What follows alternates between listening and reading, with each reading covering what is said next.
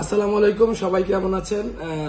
আমার সাথে বসে আছে this my friend, new friend. আমার নাম বিলি।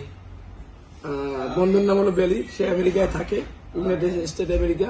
তো সুদূর আমেরিকা থেকে বাংলাদেশে আসছে, আমাদের আজকেই পরিচয় হয়।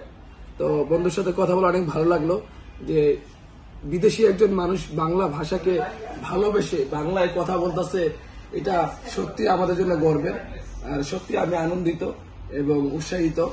তো একজন মানুষ সেই আমেরিকা থেকে বাংলাদেশে এসে বাংলা ভাষার উপর নিজে স্টাডি করতেছে, লেখাপড়া করতেছে, বনানীতে।